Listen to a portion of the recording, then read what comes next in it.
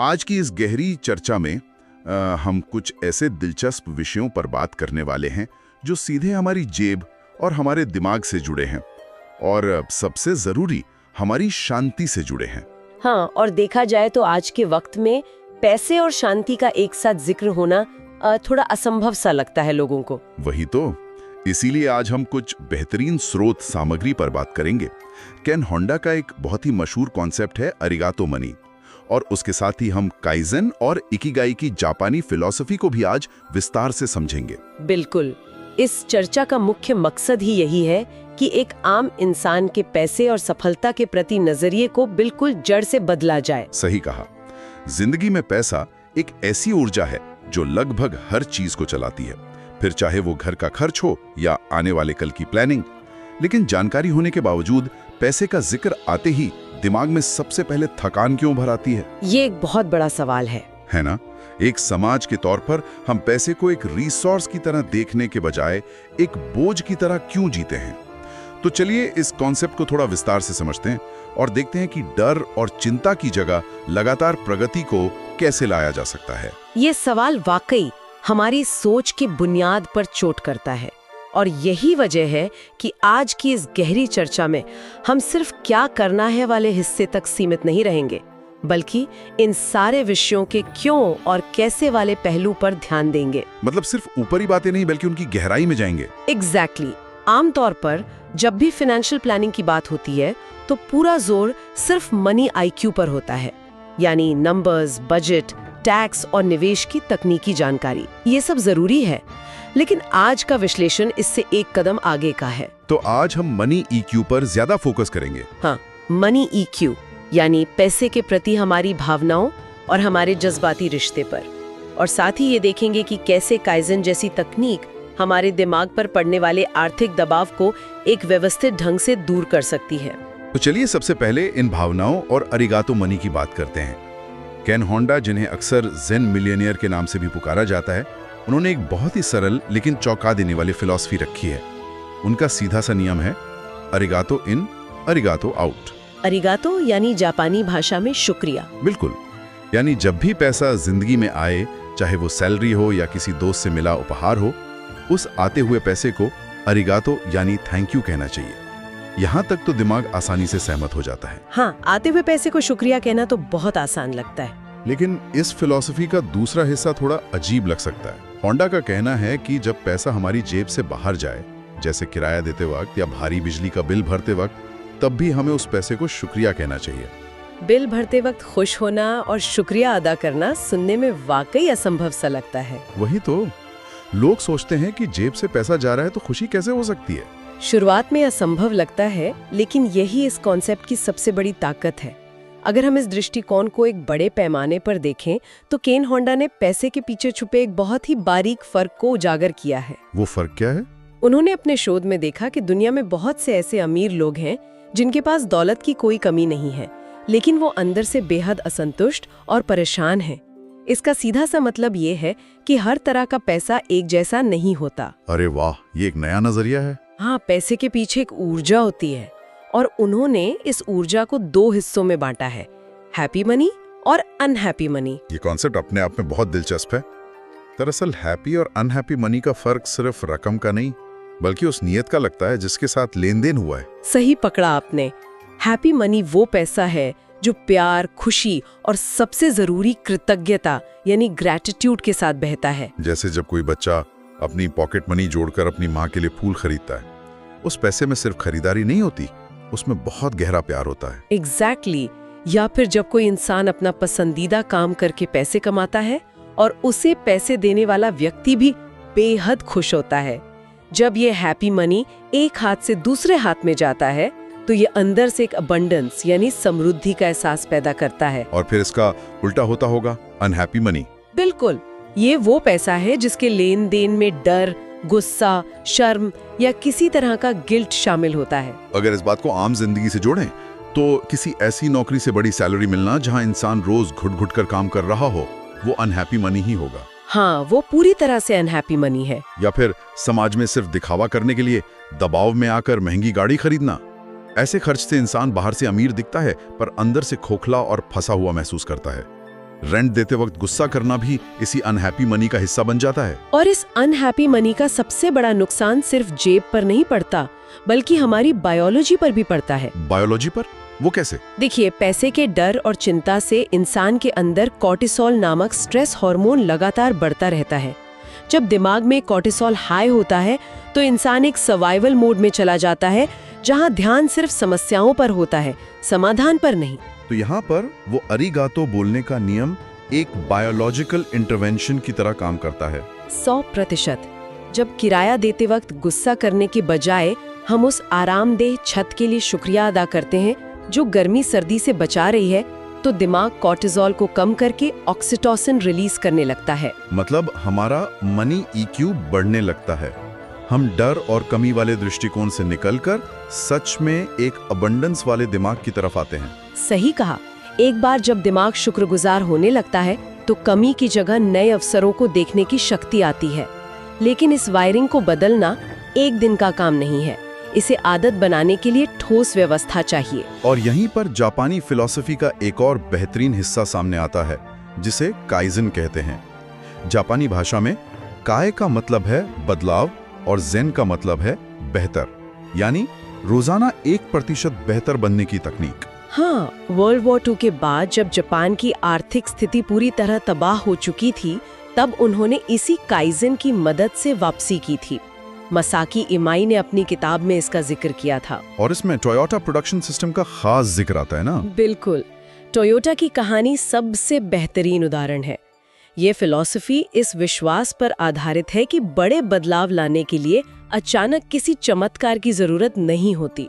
Toyota ने एक ऐसी व्यवस्था बनाई जहां हर फैक्ट्री वर्कर को जिम्मेदारी दी गई। टोयोटा के फैक्ट्री फ्लोर का एक खास जिक्र यहाँ करना चाहूंगा, जिसे एंडोन कॉर्ड कहा जाता है।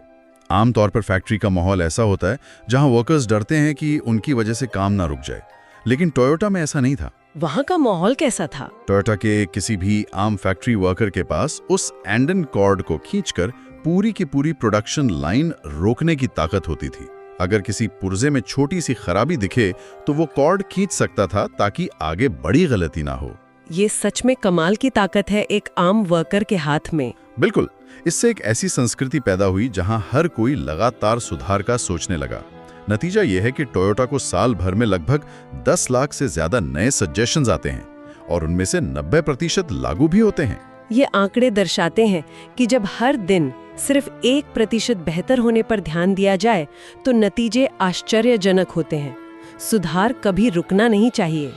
और ये सिर्फ कार बनाने तक सीमित नहीं है। हाँ, और भी कई जगह लागू होता है। आज वर्जीनिया मेसन मेडिकल सेंटर और अमेज़न जैसी संस्थाएं भी काइजन पर चल रही हैं। हॉस्पिटल्स में इससे मरीजों का वेटिंग टाइम कम हुआ और अमेज़न ने इसी 1% सुधार से अपनी डिलीवरी को दुनिया में सबसे तेज बनाया है। ये तो हो गई बड़े बिजनेसेस की बात, लेकिन अगर हम इन तरीकों को एक आम इंसान की जिंदगी से जोड़ें तो इसके कई प्रैक्टिकल तरीके हैं, जिसमें पहला है PDCA साइकिल, यानी प्लान, डू, चेक, एक्ट। ये रोजमर्रा की जिंदगी में छोटे बदलाव लाने का बहुत असरदार तरीका है। जैसे मान लीजिए फिजिकल हेल्थ सुधारनी है। लोग पहले दिन जिम का बड़ा प्लान बनाते हैं और 2 दिन बाद थककर छोड़ देते हैं, लेकिन PDCA साइकिल कहता है कि शुरुआत छोटी रखें।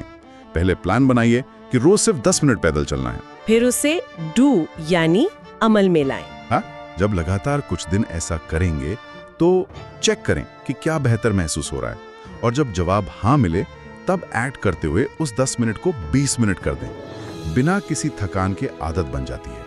और इसी तरह दूसरा असरदार तरीका है 5S मेथोडोलॉजी। ये 5S जापानी शब्दों से बनी है। आसान भाषा में पहला है सॉर्ट, यानी बेकार चीजों को निकालना। दूसरा सेट इन ऑर्डर, यानी हर चीज की जगह तय करना। तीसरा शाइन, यानी सफाई। चौथा स्टैंडर्डाइज, यानी इन नियमों को मानना। और 5वां सस्टेन, यानी इस आदत को बरकरार रखना। एग्जैक्टली। अगर आम जिंदगी में देखें तो ये सिर्फ घर साफ रखने का नियम नहीं है, ये दिमाग की शांति का नियम है। मान लीजिए किचन या डेस्क बिखरा हुआ है, वहाँ 5S नियम लगाने पर चीजों को ढूंढने का समय 60% कम हो जाता है। सुबह काम पर जाते वक्त जब चाबियां सही जगह मिल जाती हैं तो शुरुआती स्ट्रेस वहीं खत्म हो जाता है, दिमाग से बोझ हट जाता है। और दिमाग का बोझ कम होना ही हमें बेहतर फैसले लेने देता है।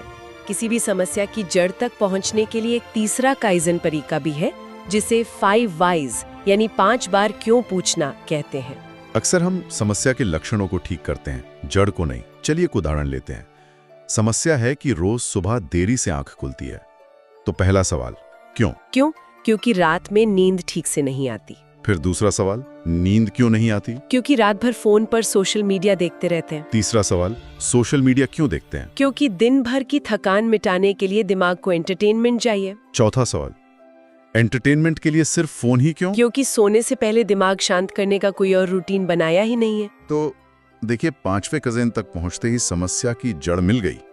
रोज अलार्म क्लॉक को कोसने के बजाय रात का एक छोटा सा बेड टाइम रूटीन सेट करने से समस्या हल हो जाएगी। ये तरीका बिल्कुल सटीक वार करता है, पर ध्यान देने वाली बात है कि काइजन सिर्फ दफ्तर के काम तक रुकी नहीं है। इसका इस्तेमाल आपसे रिश्तों को सुधारने में भी होता है। रिश्तों में कैसे? अक्सर दिखावा होता है कि महंगी छुट्टी या बड़े उपहार चाहिए, लेकिन काइजन का ध्यान रोजाना के कदमों पर होता है।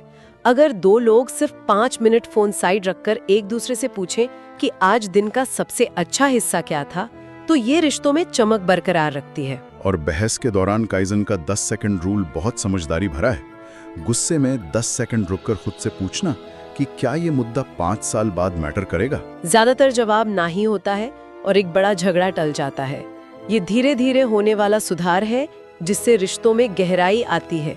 अब अगर हम इस सुधार को जिंदगी के बड़े लक्ष्यों से जोड़ें, तो हम इकिगाई की तरफ बढ़ते हैं। इकिगाई आजकल जल्दी अमीर बनने की आंधी दौड़ चल रही है, जहां शॉर्टकट ढूंढे जा रहे हैं। पर असली बिलियनियर माइंडसेट शॉर्टकट से नहीं, इकिगाई से बनता है। इकिगाई का आसान शब्दों में मतलब है जीने का एक ठोस और सच्चा मकसद। ये 4 अलग-अलग तथ्यों का मिलन है। इसका पहला हिस्सा है वो काम जिसे करना इंसान को सच में पसंद हो। दूसरा, जिसमें इंसान वाकई बहुत बेहतर हो। तीसरा, दुनिया को जिसकी सख्त जरूरत हो। और चौथा, एक ऐसा काम जिसके लिए लोग खुशी खुशी पैसे देने को तैयार हों। अगर कोई ऐसा काम करे जिसे वो पसंद करता है, बेहतर भी है और पैसे भी मिलते हैं, पर दुनिया को जरूरत नहीं है, तो वक्त के साथ उस इंसान को अपना जीवन खोखला लगने लगेगा। सफलता और शांति तब मिलती है जब ये चारों चीजें एक ही बिंदु पर मिलती हैं। और जब इकिगाई मिल जाती है तो इंसान बर्नआउट से बाहर आ जाता है। फिर काइजन और इकिगाई दोनों मिलकर कंपाउंडिंग का जादू दिखाती हैं। इसे आर्थिक रूप में समझने के लिए एक सटीक उदाहरण दिया जा सकता है, खासकर स्टूडेंट्स के लिए। हाँ, कंपाउंडिंग का सबसे बड़ा दोस्त समय होता है। अगर कोई स्टूडेंट रोजमर्रा के खर्चों में से काइजन टेक्निक लगाकर रोज के 10-20 रुपए अलग बचा लेता है, तो महीने के आखिर में लगभग 500 रुपए जमा हो जाते हैं। सुनने में ये छोटी रकम लगती है, लेकिन अगर इस बचाए हुए पैसे को अनुशासन के साथ किसी बेहतर म्यूचुअल फंड SIP में निवेश किया जाए, जैसे कि HDFC या पराग पारेख के फ्लेक्सी कैप फंड्स, जो लंबा समय देने पर औसतन 12% का रिटर्न दे सकते हैं, तो परिणाम हैरान करने वाला होता है। सच में, क्योंकि बात यहाँ सिर्फ पैसे की नहीं, लगातार किए जाने वाले अनुशासन की है। अगर उस छोटी सी 500 रुपए महीने की बचत को 20 से 30 सालों तक चलने दिया जाए, तो वो लाखों और करोड़ों की संपत्ति में बदल जाती है। बिना किसी बड़े रिस्क के, बस रोजाना की एक छोटी सी आदत ने दिमाग शांत रखते हुए आर्थिक आजादी दिला दी। शायद यही वजह है कि वॉरेन बफेट कंपाउंडिंग को 8वां अजूबा मानते हैं। जल्दी शुरुआत करना और लगातार लगे रहना, यही सफलता की सच्ची राह है। बिल्कुल। इस गहरी समझ को विस्तार देने के लिए इन स्रोतों में 4 बेहतरीन किताबों का सुझाव दिया गया है। पहली है मॉर्गन हाउसेल की द साइकोलॉजी ऑफ मनी। ये समझाती है कि निवेश आंकड़ों से ज्यादा बर्ताव पर निर्भर करता है। दूसरी किताब है रॉबर्ट कियोसाकी की रिच डैड पुअर डैड, जो एसेट और लायबिलिटी का फर्क बताती है। तीसरा नाम है नेपोलियन हिल की थिंक एंड ग्रो रिच, जो सफलता के इरादे पर जोर देती है। और चौथी किताब, जिसका नाम ही इकिगाई है, जो हमें लंबी और खुशहाल जिंदगी जीने के राज बताती है। इन सभी किताबों को अगर हमने आज की इस चर्चा से जोड़ा तो तस्वीर बहुत मजबूत बनती है। हमने देखा कि पैसा एक जज्बाती ऊर्जा है। जब हम आते और जाते पैसे को कृतज्ञता के साथ अरिगातो बोलते हैं, तो दिमाग दर से निकलकर समृद्धि को पहचानता है। और इस शांत दिमाग के साथ हम काइजन को अपनाते हैं, यानी खुद को और रिश्तों को रोजाना 1% बेहतर बनाने की आदत। और जब ये बदलाव इकिगाई के साथ मिलता है, तब हमारी जिंदगी से बर्नआउट और चिंता हमेशा के लिए दूर हो जाती है। यहाँ इस बात पर खास जोर देना जरूरी है कि इन सारी जानकारियों का मकसद किसी को नए नियमों के बोझ तले दबाना बिल्कुल नहीं है। इसको इन्फॉर्मेशन ओवरलोड नहीं बनाना है। शुरुआत बिल्कुल मुफ्त है, बिना किसी खर्च के अपने नजरिए को बदलकर छोटे कदम लिए जा सकते हैं। ये वाकई उम्मीद से भरा संदेश है कि बेहतर बनने की इस छोटी सी रोजाना प्रक्रिया से ही सच्ची खुशी मिलती है। चर्चा को खत्म करने से पहले मैं इस स्रोत सामग्री के विचारों को एक कदम और आगे बढ़ाना चाहूंगी।